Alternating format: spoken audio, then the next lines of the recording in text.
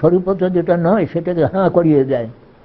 এই তো ভক্ত একটা দৃষ্টান্ত দিয়েছেন ভক্তিনাথ ঠাকুর, যে জীব তটস্থ শক্ত সম্ভূত তো কিনা, জীব যাত্রা করতেন, পরতত্ত্বের প্রতি যাত্রা করতেন, রাস্তায় দেখেন একবারে ঝাড় লণ্ঠন টানানো হয়ে যায়, মস্ত বড় সব বড় বড় সমস্ত সব কীর্তনীয় তিলক, তারা কীর্তন করতেন, আসুন আসুন আসুন ভাষায় আসুন আসুন আসুন, খুব করে বসতে গেলেন, তারপরে চার পেয়ালা দিয়ে দিলেন, এ করলেন, কর্ম শেষ। তার হয়তো ওখানেই তার সংসারে প্রবেশ হয়ে গেলেন। একটা হাসির কথা বলি, যে নারদ মুনি একসময় কৃষ্ণের সঙ্গে, কৃষ্ণ ছদ্মবেশে যাচ্ছেন আর নারদও ছদ্মবেশে যাচ্ছেন। তো নারদ বলছেন যে কৃষ্ণ, তোমার মাইক সংসার কীরকম আমাকে আবার দেখা দিতে হচ্ছে। হ্যাঁ, তোমার এতদিন পরে আমার মাইক সংসার দেখবার প্রবৃত্তি হয়েছে, তবে আমরা একটু বেরিয়ে আসি।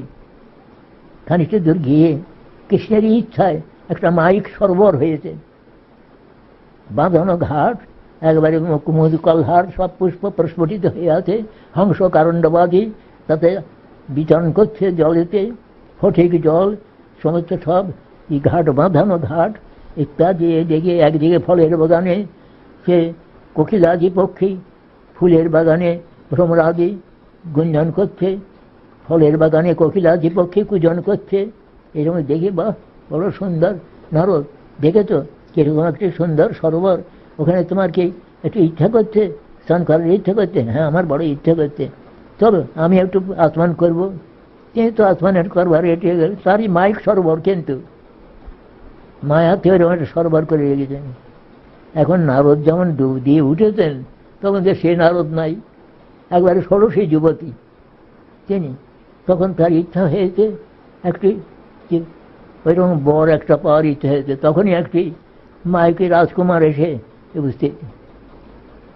রাজকুমার তাকে পানি প্রার্থনা করলেন, বিয়ে হয়ে গেল। বিয়ে হয়ে যেয়ে ক্রমে ক্রমে ক্রমে ক্রমে 10টা ছেলে হল। তার জন্য রাজকুমার রাজকুমারী হয়ে গেলেন। 10টা ছেলে হলো, তারা তাতে ঝগড়া ঝগড়া না করে এটা রাজত্ব ভাগ করে দিলেন। দিয়ে একবারে এক একজনের 10টা করে ছেলে হতে লাগলো, এর তো হয়ে। তারপরে তো একদিন নারদ চুপচাপ করে বসে বলেন, আমি কি করি হলাম, আমি তো এই সমস্ত নয়। এর আছেন, এর মধ্যে কৃষ্ণ এসে হাসি পড়েছেন।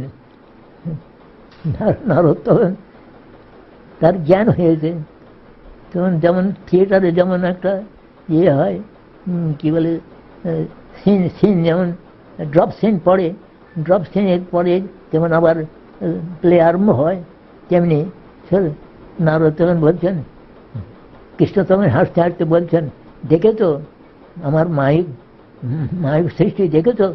তবে এইরকম কিছু না, একটা ধোকার কাঠি। এই জন্য ভক্তিনাথ ঠাকুর বলেছেন, দুর্লভ মানব জন্ম রবিয়া সংসারে, কৃষ্ণ না ভজনে দুঃখ কহিব কাহারে। সংসার সংসার করি মিটে গেল কাল, লাভ না হইল কিছু ঘটিল জঞ্জাল।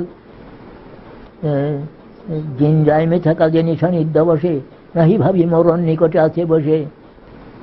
ভালো মন্দ খাই হেরি পরি চিন্তাহীন, নাহি ভাবি এ দেহ ছাড়িব কোন দিন।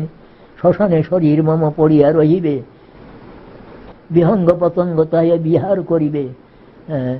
আর কুকুর শ্রীকাল সব আনন্দিত হয়ে মহোৎসব করিবে আমার সাধের দেহ লয়ে। যে দেহের এই গতি তার অনুগত সংসার বৈভবার বন্ধুজন যত। অতএব মায়ামোহ ছাড়ি বুদ্ধিমান, নিত্য তত্ত্ব কৃষ্ণ ভক্তি করুণ সন্ধান। এইটি হল তার শিক্ষাসার। এই শিক্ষাসারটা চার করতেন। অতএব মায়ামোহ ছাড়ি বুদ্ধিমান, নিত্য তত্ত্ব কৃষ্ণ ভক্তি করুণ সন্ধান।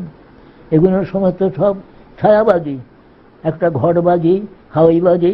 যেমন এক বাড়িতে ফুলের ঝাড় হয়ে উঠল, মুহূর্ত মধ্যে নিভে গেল। হাওয়াই হয় এটুকু খুব উপরে উঠে নানা প্রকার গড় সেব দিয়ে কিং কিং দেখালো টেখালো, বলে আবার মুহূর্তের মধ্যে সব চলে গেল, কিছুই না। যে আমি সেই আমি, এইভাবে সমস্ত সব ছায়াবাদীর প্রায়। এই সংসারটা ছায়াবাদী, ঘটবাদী, হাওয়াইবাদী মতন, কিছুই না। অথচ আমরা সেটাকে একবারে বাস্তব মনে করে সেটা আমরা উন্মত্ত হয়ে পড়ি, নিজেকে ভুলে যাই, নারদের মতন অবস্থা।